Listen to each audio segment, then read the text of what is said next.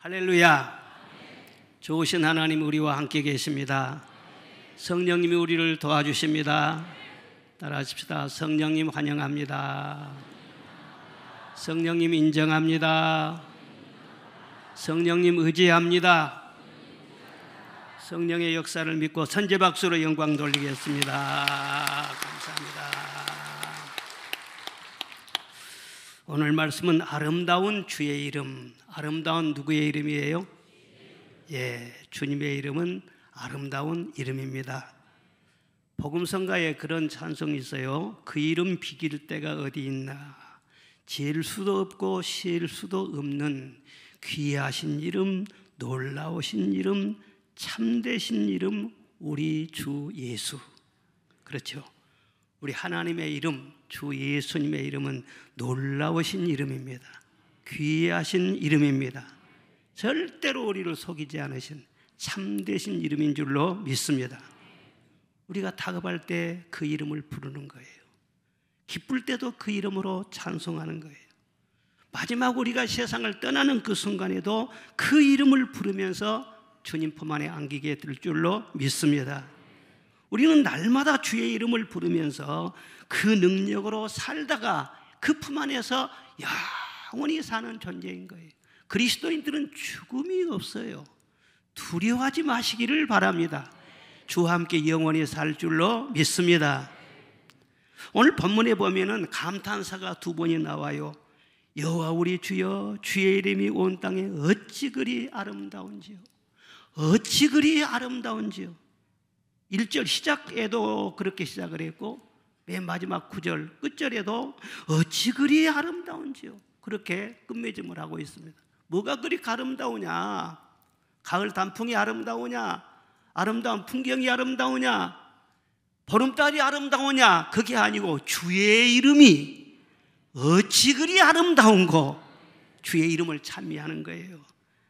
그 살아계신 이름, 하나님의 이름은 능력의 이름이고 우리를 돕는 이름이시고, 그 이름으로 무슨 역사를 이루시느냐? 첫째 말씀은요, 만물을 창조하십니다. 할렐루야. 3절에 보니까 주의 손가락으로 만드신 주의 하늘과 주께서 베풀어 두신 달과 별들을 내가 보니 그랬어요. 주의 손가락으로 하늘을 만드셨대요. 그리고 달과 별들을 주께서 친히 베풀어 주셨대요. 이 다윗의 신앙 고백인데요, 다윗의 신앙은 무엇보다도 창조 신앙이 확고했어요. 다윗의 시편을 보면 창조의 하나님을 찬송하는 그런 시가 많이 나옵니다. 19편 1절에도 보니까요, 시작. 하늘이 하나님의 영광을 선포하고 궁창이 그의 손으로 하신 일을 나타내는도다. 아멘. 건물을 지을 때 기초공사가 튼튼해야 되는 것처럼 우리 신앙도 기초신앙이 튼튼해야 되는 것입니다. 신앙의 기초는 뭐냐 그러면은 바로 창조신앙인 거예요.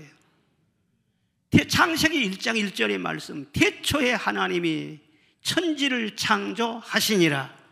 무엇으로 창조하셨어요? 가라사대, 말씀으로 창조하셨습니다. 여러분, 이 말씀을 믿는다면은 어떤 하나님의 말씀도 믿지 못할 말씀은 아무것도 없어요. 하나님이 말씀으로 천지 만물을 창조하셨는데 우리를 돕는다는 말씀, 기도응답을 해주신다는 말씀, 치료해 주신다는 말씀, 어떤 말씀이든지 못 믿을 말씀은 하나도 없단 말이에요. 천지 만물은 우연히 생긴 것이 아니고 자연 발생한 것이 아니라 하나님이 계획하시고 설계하시고 하나님이 누구 도움도 받지 않고 홀로 모든 천지 만물을 다 창조하셨어요. 이 창조 신앙을 가질 때 영적인 무지와 흑암에서 벗어날 수가 있는 것이고, 이 창조 신앙에 확고하게 설 때 그 사람이 능력 있는 믿음의 사람이 된다는 것을 믿으시기를 바랍니다. 에레미야 10장 21절 말씀 시작. 천지를 짓지 아니한 신들은 땅 위에서 이 하늘에서 망하리라 하라. 아멘. 천지를 짓지 않는 신들이 있대요. 신이라고 하는 그런 이 신들이 많이 있어요. 다른 종교에도 신들을 많이 말하고 있어요. 저기 일본에 가면 800만이나 신이 된대요. 저기 인도에 가면 3천만 개나 신이 그렇게 많대요. 옛날에 우리나라에도 신이 엄청나게 많았어요. 그러나 그 많은 신들의 이름이 있지만 천지를 창조하지 않는 신은 망하리라. 믿을 가치가 하나도 없다는 거예요. 만일 우리가 믿는 하나님이 만물을 창조하신 위대하신 하나님이 아니라면 사실 하나님도 믿을 이유도 없고 두려워할 이유도 없어요. 그런데 하나님은 확실하게 천지 만물을 창조하시고 지금도 운행하시고 다스리시는 살아계신 하나님인 줄로 믿습니다. 하나님은 무소 불능 능치 못하심이 없고 무소 부지 모르시는 것이 없고 무소 부재 안 계신 곳이 없는 창조의 하나님이시라는 거예요. 그래서 우리는 모든 영광을 하나님께 올려드리고 전적으로 그분을 의지한다는 거예요. 하나님의 도움을 받으면요 걱정할 거 하나도 없어요. 여러분이 예배를 드리면서도요 그냥 폼으로 예배 드리지 말고 여러분의 모든 인생의 무거운 짐과 염려와 걱정 모든 것 다 맡기시기를 바랍니다. 하나님이 도와주시면은요 얼마나 신나는 일이 생기는지 몰라요. 그런데 만약 이 창조 신앙이 분명하지 않으면은요 그 사람 뭐가 되냐? 어리석은 자연 숭배자가 되든지 미신에 빠지든지. 공부를 많이 했던 그런 사람들은요 지식 있다는 사람들은 진화론을 만들든지 그렇게 되는 것입니다. 현대인들은 진화론이 아주 과학적인 이론인 것처럼 그렇게 모두 알고 있지만은요 아니에요. 요즘에 와서는 과학자들도 진화론 자체에 많은 오류가 있다는 것을 발표하고 있는 것입니다.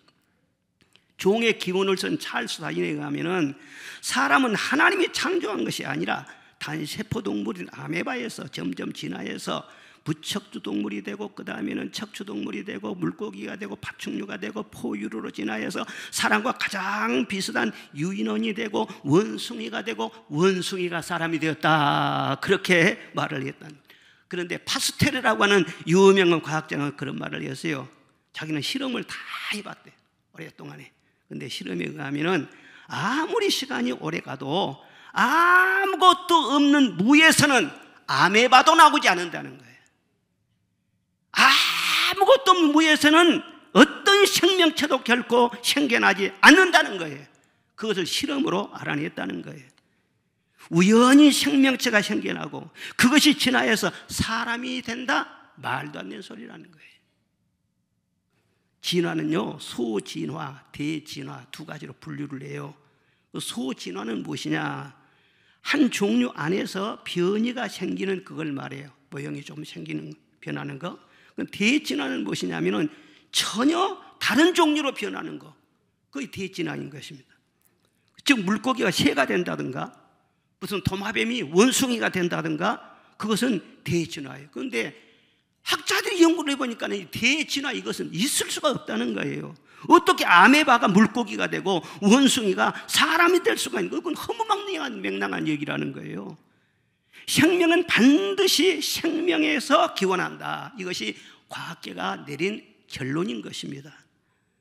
소진화는 기독교도 인정을 해요.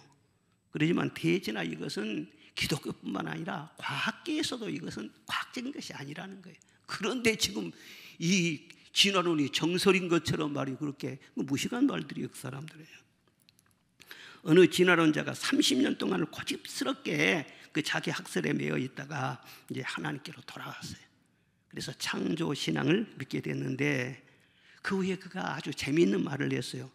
내 전에 진화론 그렇게 신봉할 때는 동물원에 가서 원숭이를 볼 때도 꼭 자기 조상을 보는 것 같아가지고 마음이 착잡했다는 거예요. 그리고 동물과 사람이 같다고 생각하니까 동물이 사람을 닮은 것이 아니라 사람이 마치 동물 사는 것, 동물을 많이 닮아가지고 사는 것도 동물 사는 것과 사람이 비슷하더라고요. 다를 바가 없게 느껴지더라는 거예요. 그러다가 이제 신앙을 갖게 되고 인간이 하나님의 형상으로 지음받은 존재라는 것을 알게 된 이후에 말이죠, 정돈이 쫙 되더라는 거예요. 동물을 봐도 정말 사랑스럽고 귀엽고요, 사람을 보더라도요 그 능력이라든가 외모라든가 그것으로 보지 아니하고 하나님의 형상으로 다 지음받다고 생각하니까는요, 남녀노소 빈부귀천 그 누구를 막론하고 귀하지 않는 사람이 하나도 없다는 거예요. 어떤 사람에게도 함부로 대하지 못하겠다는 거예요. 차별할 수도 없고. 왜? 그 속에 하나님의 형상이 들어있다는. 그래서 그분은요, 찬송가 79장을 자주 부른대요. 그것이 자기의 신앙 고백이래요. 우리 잘 아는 찬송이죠. 예, 주 하나님 지으신, 불러봅시다. 주 하나님 지으신 모든 세계 내 마음 속에 그리워볼 때 하늘의 별 울려 퍼지는 내 손 주님의 권능 우주에 찬네. 아멘. 두 손 들고 주님의 높고 위대하심을 내 영혼이 찬양하네. 주님의 높고 위대하심을 내 영혼이 찬양하네. 창조의 하나님께 영광의 박수를 올려드리겠습니다. 할렐루야. 진화론은요, 사실 사람을 동물 수준으로 보는 그런 이론이에요. 이게 보통 이론이 아니에요. 동물들이 정글에서 약육강식의 법칙으로 살아가지 않습니까? 그 사람 사는 것도 그렇다는 거예요. 예? 적자 생존이라는 거예요. 힘이 있으면 살아남고 밀리면은 도태되고, 정글처럼 사람도 그렇게 살 수밖에 없다, 그렇게 주장하는 것이 바로 진화론이라는 거예요. 사람은요, 동물, 고등동물로 그렇게 분류는 하기는 하지만 동물하고는 완전히 차원이 다른 존재라는 것을 여러분 알아야 돼요. 예? 사람이 동물 수준이나 그것이 전부라면 말이죠. 사람다움이 어디가 있냐, 그리고 윤리와 도덕이 무슨 필요가 있냐는 거예요. 그리고 사람 속에는 양심이 무슨 의미가 있냐는 거예요. 많은 사람들이 그런 오리와 무지에 갇혀서 인간 존재의 목적도 모르고 어디로부터 와서 어디로 가는지도 모르고 그저 먹고 살기 위해서 그냥 경쟁에 시달리며 피곤하게 살다가 허무와 고독 속에 끝나버리는 그런 인생들이 세상에 얼마나 많은지 몰라요. 흑암에 갇혀있는 그런 사람들이에요. 그들도 다 하나님 품으로 돌아와야 될 줄로 믿습니다. 하나님을 알면은요, 나를 알게 돼. 하나님을 알게 되면은 세상을 알게 돼. 그런데 세상만 연구하고 세상만 파고 있으면은 세상이 뭔지도 몰라요. 하나님이 빛을 비추어 주시면 모든 것이 다 밝혀지는 것입니다. 누구든지 예수의 품으로 나오면은 잃었던 생명을 찾게 되는 것이고 광명을 얻게 되는 것이고 내가 하나님이 지으신 귀중한 존재인 것을 알게 되고 나를 위해서 만물도 존재하는 것을 알기 때문에 만물을 아름답게 볼 수 있고 그 하나님 품 안에서 기쁨과 영생의 소망으로 살아갈 수 있는 것입니다. 이 창조신앙의 뿌리가 여러분의 심령 속에 깊이 내려지시기를 바랍니다. 태초에 하나님이 천지를 창조하시니라. 이 믿음에 있어서는 절대로 흔들림이 없어야 돼요. 둘째로는 인자를 생각하시며 돌보신다 그랬어요. 그 이름으로 무슨 일을 계속 하시느냐. 오늘 4절 5절 보니까 사람이 무엇이기에 주께서 그를 생각하시며 인자가 무엇이기에 주께서 그를 돌보시나이까, 그렇게 말씀하고 있습니다. 사람이 무엇이기에 인자가 무엇이기에 이렇게까지 생각하고 이렇게까지 돌보십니까? 우리 하나님은 그 이름으로 지금도 우리를 돌보시고 깊이 생각하시고 우리 미래를 위해서 하나하나 다 챙기시고 준비하고 계신다는 것을 믿으시기를 바랍니다. 내가 무엇이기에 많은 모래알처럼 많은 사람들 중에 나 한 사람이에요. 그런데요, 나를 하찮게 생각하지 아니하시고 나를 돌보신다는 거예요. 깊이 생각하신다는 거예요. 칼빈은 그래서 이 말씀을 깊이 묵상하면서 내가 무엇이고 한데 아무것도 아닌 흙덩이 같은 나를 이렇게 생각하십니까? 감탄할 수밖에 없는 것이죠. 자, 시편 138편 13절 보십시오. 시작. 주께서 내 장부를 지으시며 나의 모태에서 나를 조직하셨나이다. 아멘. 주께서 내 뭘 지었다고요? 장부를 지으시고 내 모태에서 나를 조직하셨고, 내가 주께 감사하면 나를 지으심이 신묘막측함이라.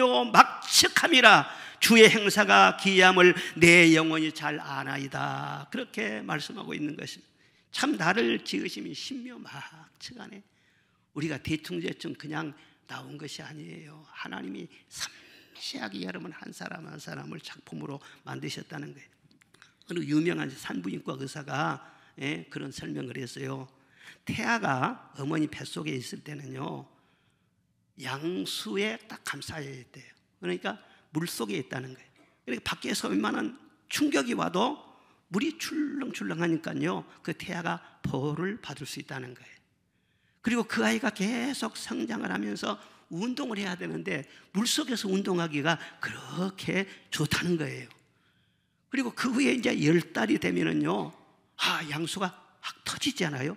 그러면 아이가 나와야 할 길을 깨끗하게 청소해 준다는 거예요.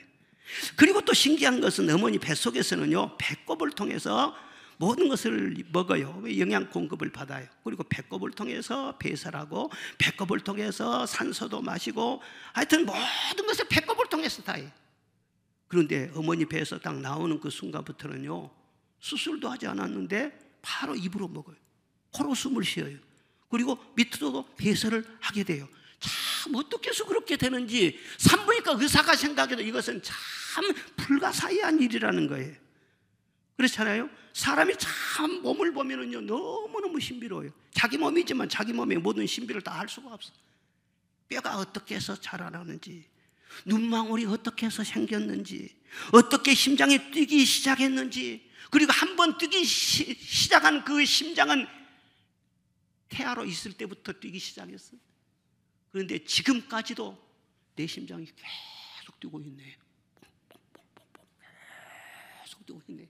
어느 순간인가 이 심장이 멎으면은요, 요단강 건너가는 거예요. 그런데 한 번도 멈추지 않냐고 계속. 이건 너무너무 신비한 거예요. 그 자연스럽게 되겠어요? 하나님이 만드신 거예요. 할렐루야. 어떻게 의심할 수가 있겠어요?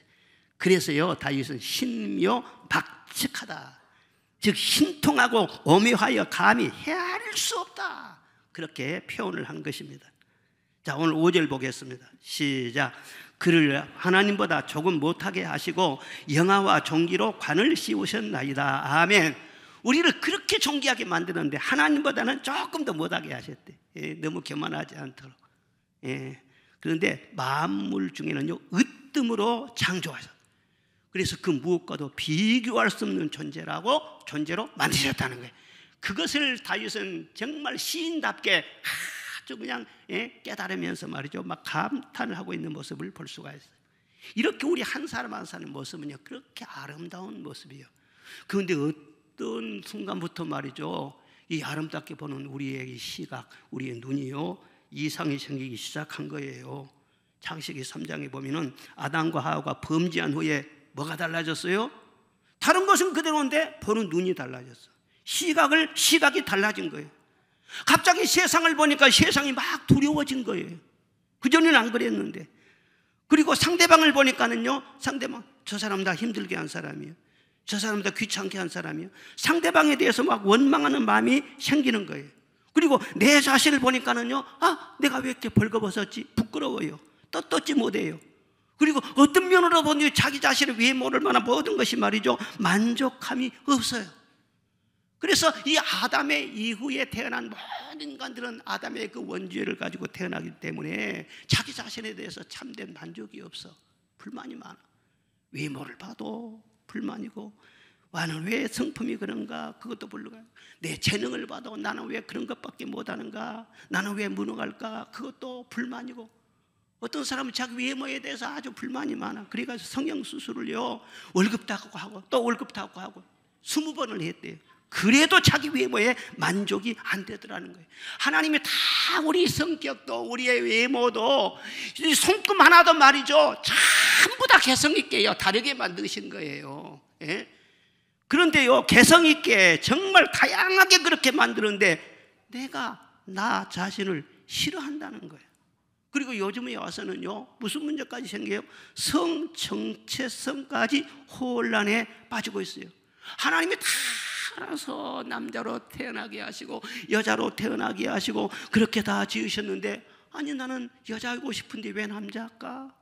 나는 여자이고 싶은데. 또 여자들은요, 아니 나는 남자이고 싶은데 목소리도 걸걸하고 남자들 나 친구하면 좋고 남자고 싶은데 왜 나는 여자일까?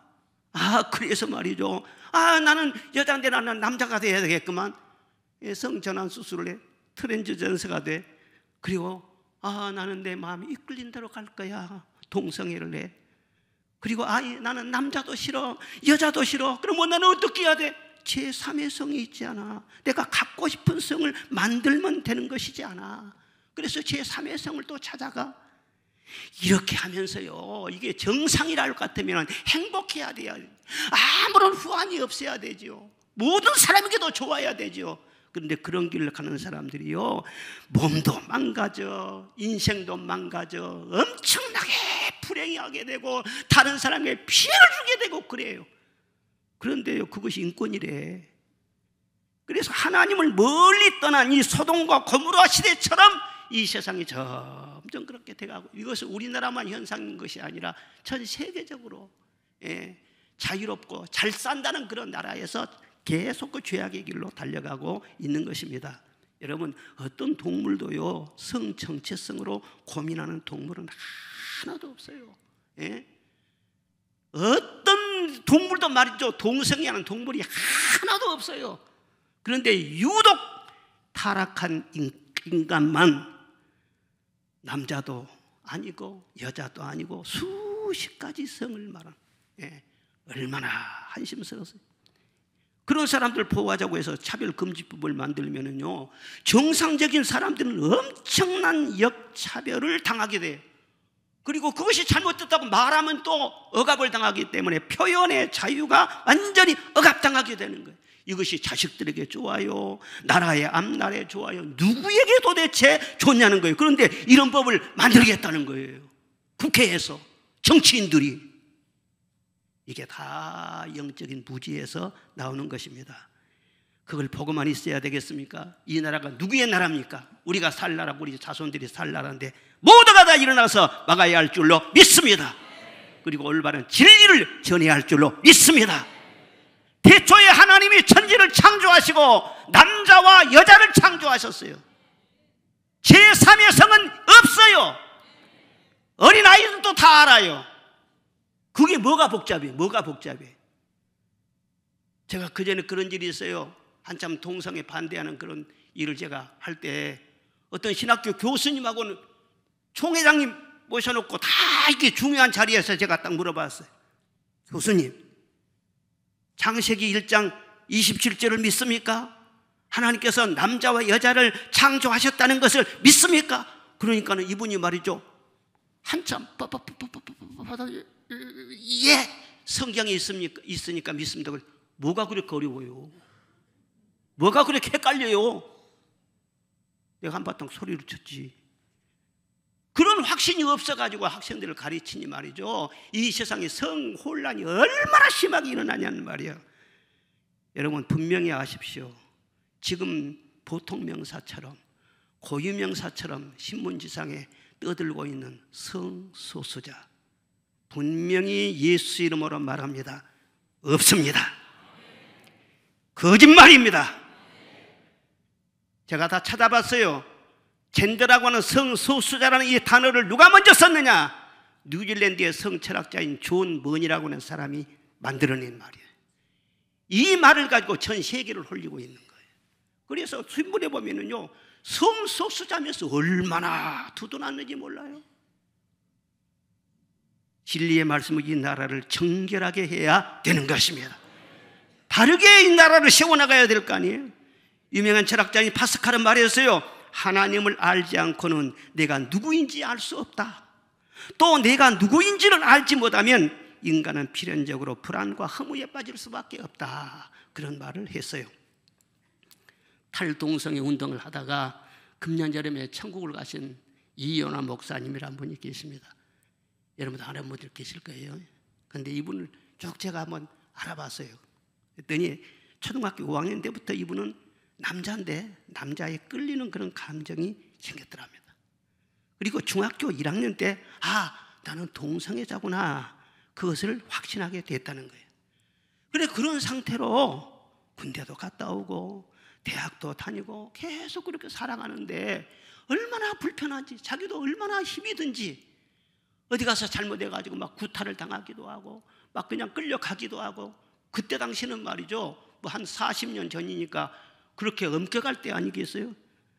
그렇게 시달리다가 어느 날 어머니한테 사실대로 털어놨다는 거예요. 어머니 사실 제 성향이 그렇습니다. 그러니까 어머니가 깜짝 놀라가지고 얼굴이 막 백집창처럼 하얘지면서 무슨 말을 못 하시면서요, 눈물만 줄줄 흘리시더라는 거예요. 그리고 혼잣말로 내 죄가 많아서, 내 죄가 많아서, 계속 그렇게 말하더니 내 죄가 많아서 네가 그렇게 태어났구나, 그 말만 남기고는요 며칠 후에 자살을 하고 말았어요. 그래서 그 후로 이는요, 나 때문에 우리 어머니가 죽었다, 그 생각하니까 너무나 큰 죄책감에 붙잡히게 되고 우울증에, 불면증에 시달리게 되고 너무 괴로우니까 하루에 담배를 3갑, 4갑 태웠다는 것입니다. 그리고 완전히 폐인처럼 그렇게 굴러다니면서 살았대요.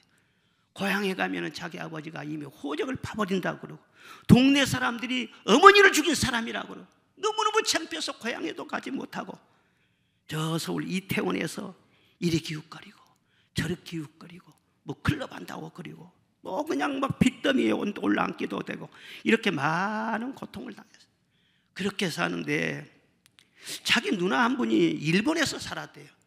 그런데 일본에서 어떻게 하다가는 예수를 믿었네. 그런데 그분이 이제 한국으로 돌아오는데 비행기 안에서 기도를 하는데요, 하나님께서 그러더래요.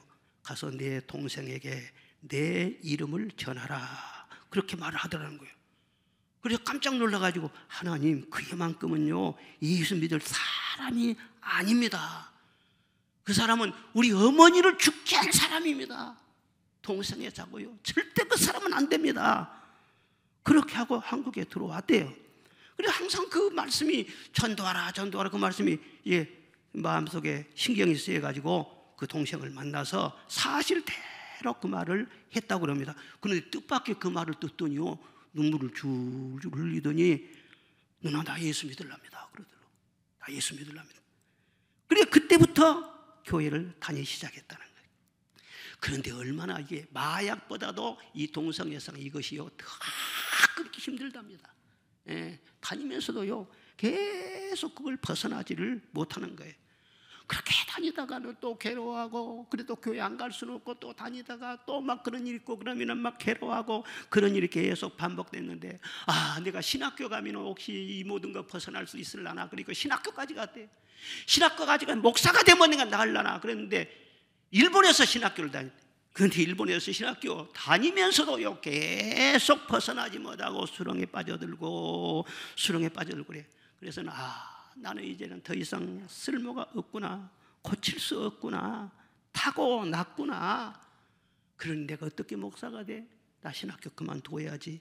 그리고 마지막으로 이제 퇴교할 결심을 하고 이제 신학교를 갔는데, 누가 썼는지 모르는데요, 칠판에다가요 귀신을 쫓아내는 예수 그리스도의 이름, 이렇게 일본말로 쫙 써졌더라는 거예요. 그런데 그 글을 보는 순간에 갑자기 막 나도 모르게 눈물이 확 쏟아지면서요, 자기 모든 막 귀, 코, 입, 땅구멍에서까지 뭐가 막 빠져나가더라는 거예요.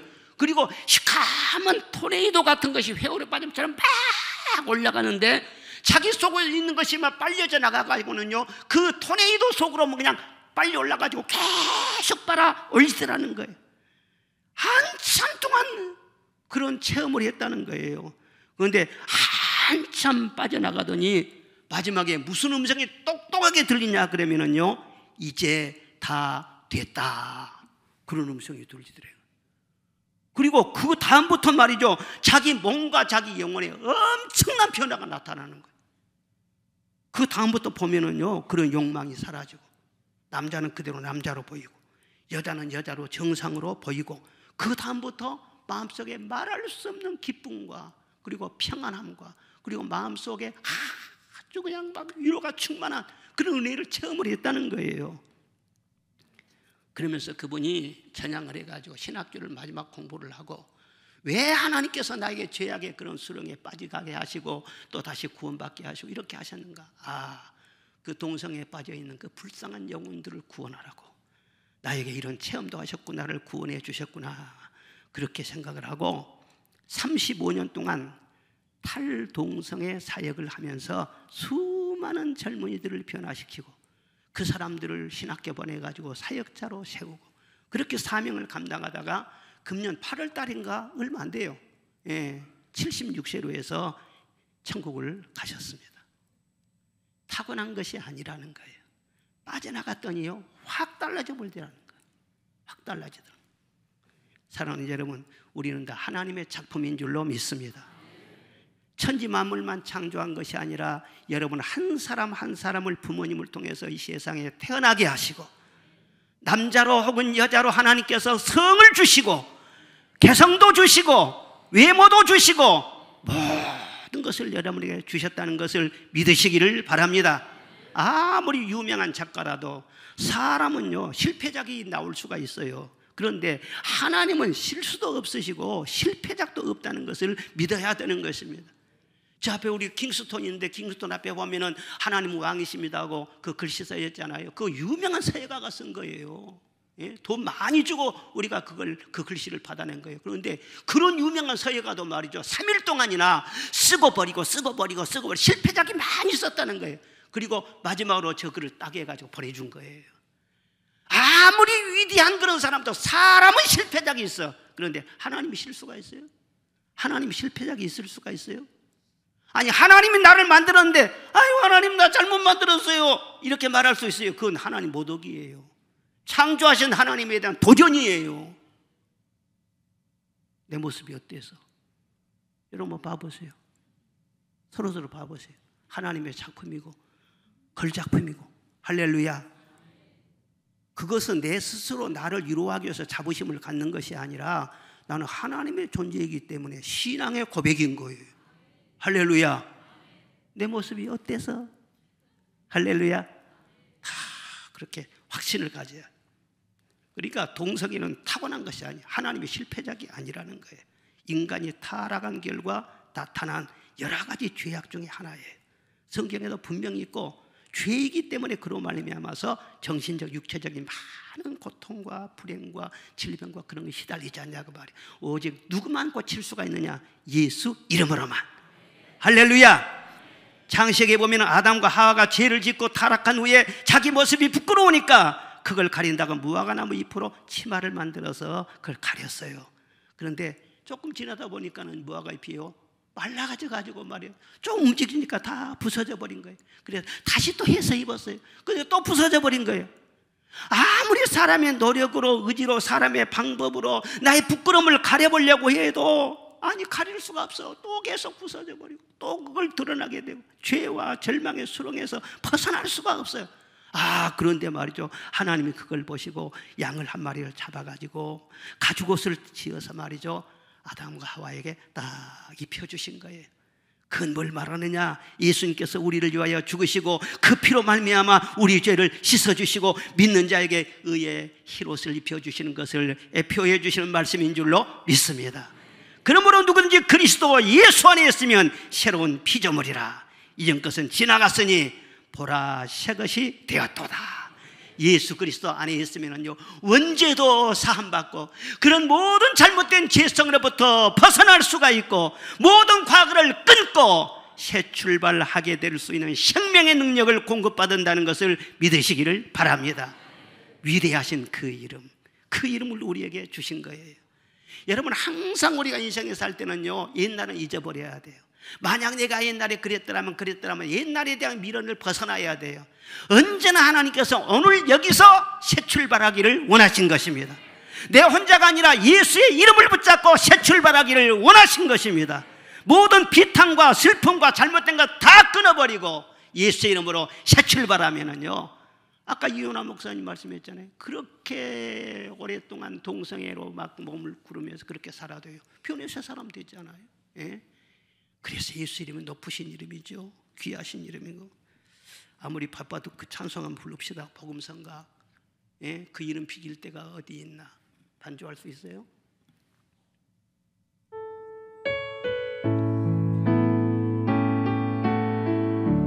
다 같이. 그 이름 비길 때가 어디 있나.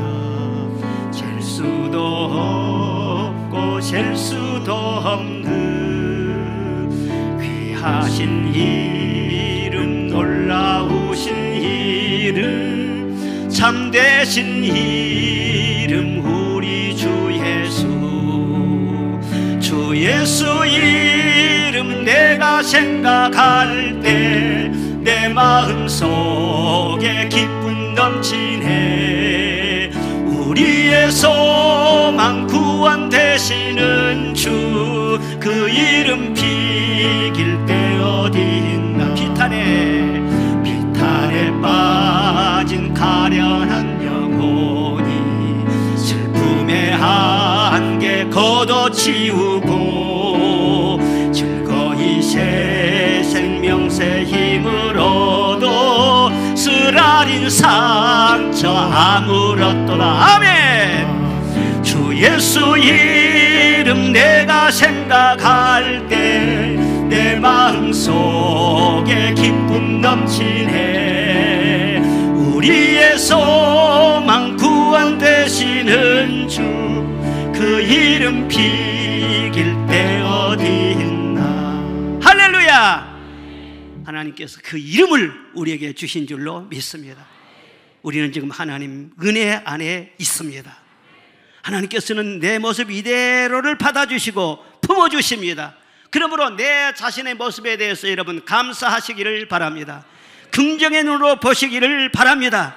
그리고 하나님은 결코 나 혼자 두지 아니하시고 잠시도 눈을 떼지 아니하시고 깊이 생각하시고, 내가 무엇이 간데 돌보아 주시고, 내가 무엇이 간데 내 모든 근심과 염려 무거운 짐을 대신 짊어져 주시고 미래를 준비하신다는 것을 감사하시기를 바랍니다. 그리고 마지막 세 번째로는요, 다스리게 하세요. 6절로 8절 보니까는 주의 손으로 만드신 것을 다스리게 하시고 그렇게 말씀했어요. 하나님은 왕이십니다. 왕이시기 때문에 다스리시는 하나님이십니다. 그래서 하나님께서 사람을 하나님의 형상대로 창조하셨다고 했는데 그건 뭘 의미해요? 하나님이 왕이심으로 다스리는 것처럼 우리 인간도 다스리는 존재로 만들었다, 그 말인 거예요. 그래서 하나님이 인간을 창조하실 때부터 다스리게 하려고 하는 그런 목적으로 창조하셨어요. 창세기 말씀 1장 26절 시작.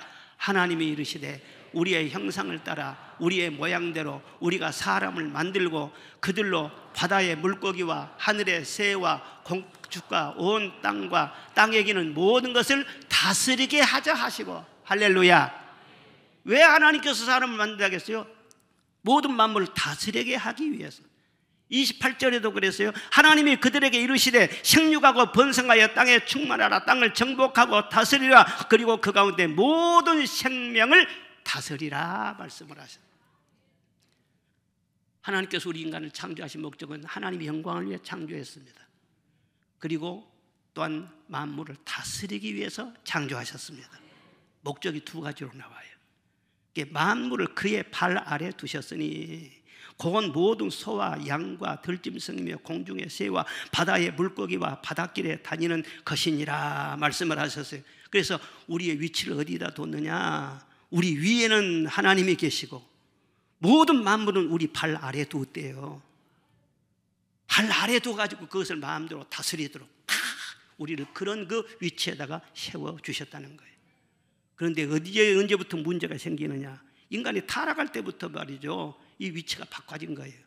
다스릴 것을 다스리지 못하고 오히려 그 종이 돼가지고 말이에요, 그런 피조물을 막 숭배하고 말이죠, 그런 피조물을 욕심을 부리며 막 쫓아가고 말이죠, 그런 잘못된 것이 생기게 되는 거예요. 그런데 예수님 믿음으로 하나님의 형상을 다시금 회복하게 되면은요, 잃어버린 나를 찾게 되고 그러면은 자존감을 회복하게 되는 것입니다. 자존감이 회복되면 자신감이 생기는 거예요. 나 혼자가 아니라 하나님이 함께 하시기 때문에 할 수 있거든요. 무슨 말이냐? 믿는 자에게는 능치 못할 일이 없느니라. 힘이 생기는 것입니다. 그리고 자존감이 회복되면은요, 매력이 생기는 거예요. 내 스스로 봐도 내가 멋지고요, 다른 사람들이 봐도요 멋진 거예요. 그래서 어디 가든지 환영받은 사람이 되고 인정받고 사람들이 좋아하고 만물이 나를 돕는 그런 존귀한 위치에 세워지게 되는 것입니다. 그리고 또한 권능을 주세요. 하나님이 권능을 주셔서 만물을 그 발 아래 두게 하시고 그것을 다스릴 수 있도록 그렇게 역사하신다는 거예요. 여러분, 돈이 좋지만 돈을 숭배하지 말고 다스리시기를 바랍니다. 유대 경간 중에 돈을 다스려라 그러면 돈이 내게 종이 되어줄 것이다. 그러나 돈을 섬기면 돈은 너에게 폭군이 되리라, 그렇게 말씀을 했어요. 돈이 좋기는 좋은데 수단과 방법을 가리지 않고 먼저 돈 그렇게 하면은요 폭군이 된다는 거예요. 돈 때문에 엄청 고생한다는 거예요. 그런데 하나님의 말씀으로 사람이 떡으로만 사는 것이 아니라 하나님 입에서 나온 모든 말씀으로 살 줄로 믿습니다. 그리고 물질보다도 하나님의 말씀을 우위에 두고 하나님 섬기는 것을 더 우선하고 하나님의 은혜를 더 귀하게 여기고, 이렇게 하면 하나님께서 물질을 내 발 아래 딱 두신다는 거예요. 그래서 마음껏 다스리고 지배할 수 있도록 그렇게 역사하여 주신다는 거예요. 할렐루야. 그리고 뭘로 다스리냐? 2절 보니까는요, 주의 대적으로 말미암아 우리 어린 아이들과 젖먹이들의 입으로 권능을 세우시며, 따라합시다. 입으로 권능을 세우시며, 어린 아이들에게라도요 입으로 권능을 세워주셔가지고 그 입술의 권세로 다스리게 하신다, 그런 말씀인 거예요. 얼마나 놀랍습니까? 우리 성도들에게는 예수님의 이름을 주셨지 않습니까? 그 이름이 내 안에 있는데 내가 그 이름을 의지해서 믿음으로 말을 하게 되면은 그 말대로 이루어지고요, 역사가 일어나게 되고요, 귀신이 떠나가게 되고요, 만물이 나를 돕게 되고요, 그 말하는 대로 이루어진다는, 하나님이 보장하셨어요. 의학적으로도 그래요. 우리 인간은요 90%의 뇌세포가요 내가 어떤 말을 하느냐 그 말대로 순종한다는 거예요. 그러니까 내가 항상 나는 행복하다 그러면은 내 뇌세포가요 행복의 방향으로 자꾸 이렇게 움직인다는 거예요. 아이고 내가 못 살겠네, 힘들어 못 살겠네 그러면은요 뇌세포가 어디로 움직이냐? 너 죽어라 그쪽으로 움직인다는 거예요. 그러니까 우리 말이 얼마나 중요하냐는 거예요. 따라합시다. 나는 살만합니다. 나는 행복합니다. 나는 사랑받고 있는 존재입니다. 이렇게 믿음으로 말을 해야 한다. 그것이 다스리라는 거예요. 그런데 만약 우리 입술을 말이죠 마귀가 좋아하는 쪽으로 내줘가지고요 부정적인 말을 하고 절망적인 말을 하고 파괴적인 말을 하고 막 그냥 관계를 해치는 그런 불안한 잘못된 말을 하게 되면은요 그 말 때문에 올무에 걸리게 된다는 거예요. 이 말이 얼마나 중요한지 몰라요. 하나님께서 우리에게 예수 이름을 주셨는데 참 예수 이름으로 우리가 기도하면은요 그것이 다스리는 거예요. 그래서 산도 옮긴다고 했어요. 할렐루야. 병마가 떠나간다고 했어요. 죽을 사람을 살린다고 했어요. 그런 창조적인 역사가 내 믿음의 언어 속에서 일어난다는 것을 믿고 여러분이 늘 말하시기를 바랍니다. 일도 다스리고 환경도 다스리고 모든 상황도 다스리고, 사실 내 마음을 잘 다스리면 그 사람은 성을 빼앗는 자보다 낫다겠어요. 여러분의 마음을 무엇으로 다스려요? 마음도 가는 대로 가만 내버려 두지 말고 말씀으로 다스리시기를 바랍니다. 내 마음이 좀 불안하고 요란하고 그래도요 내버려 두고 왜 내가 불안하지 그렇게 할 것이 아니라는 거예요. 내 영혼 평안해, 내 영혼 평안해. 이 언어를 통해서 내 마음속에 불안을 쫓아내버려요. 갈등을 쫓아내버려요. 이렇게 권세를 주었으니까 가만히 있지 말고 믿음의 말로 늘 다스리라는 거예요. 그 사람을 또 어떻게 다스리냐? 사람을 잘 다스려야 돼. 근데 사람을 머리로 요령으로 막 폭력으로 다스리면요 그건 폭군이에요. 그런데 하나님께서는 그렇게 다스려가지고 사람은 무엇으로 다스려야 되냐? 사랑으로 다스리라는 거예요. 섬김으로 다스리라는 거예요. 절대 사람을 두려워하지 말래요. 사람을 두려워하면 오히려 내가 그 사람 종이 되어요. 요즘 결혼을 하면은요, 옛날에는 여자분들이 고생을 많이 했는데 요즘은 남자분들이요, 여자분들은 눈치를 많이 본대요. 아니, 우리 집은 그걸 안 해요. 그런데 말 들어보면은요, 근데 여자들이 여보 그러면 가슴이 철렁한다는 거예요. 절대로 여자를 두려워하지 말아요. 여러분 안 잡아먹어요. 두려워하지 말고 사랑하시기를 바랍니다. 서커스를 하는데 말이에요, 서커스에 한 아가씨가요 참 표범 하나를 그렇게 요리를 잘하더래요. 그리고는요 막 친하게 지내고 막 그냥 부둥켜 안기도 하고 신호를 보내면 포범이 막 묘기도 부리고 막 그렇게 잘하는 거예요. 그래서는 그 관중 중 한 사람이 물어봤어요. 아니 어떻게 그 사나운 맹수와 함께 그렇게 할 수 있어요? 안 무서워요? 해치진 않아요? 그러니까요, 모르는 소리 하지 마세요. 모든 동물은 이 표범을 포함해서요 사람을 무서워하게 되어 있습니다. 그런데요, 사람이 오히려 동물을 막 무서워하면은요 그걸 안다는 거예요. 그래서는요 동물들이 사람을 해친다는 거예요. 그런데 내가 절대로 표범을 무서워하지 않고 사랑하고 믿고 잘 다스려주고 먹을 것도 주고 이렇게 하면은요 내 앞에서 순한 양처럼 된다는 거예요. 아주 친하게 된다는 거예요. 그것을 알면은 아무 걱정할 수가 없고요, 그리고 같이 놀아도 되고 아주 친하게 지낼 수 있다는 거예요. 이 짐승도 마찬가지, 사람도 마찬가지. 어떤 사람을 딱 보면 막 두려워하고 막 벌벌 떨고 그러면은요 그 사람과 관계가 점점 좋지 않아지는 것입니다. 사랑하시기를 바랍니다. 믿어주시기를 바랍니다.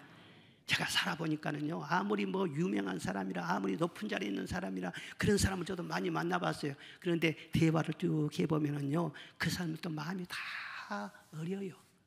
그리고 위로가 필요해요. 따뜻한 말을 해주면 목사님 감사합니다. 그러다가 기도라도 해주면은요 목사님 감사합니다.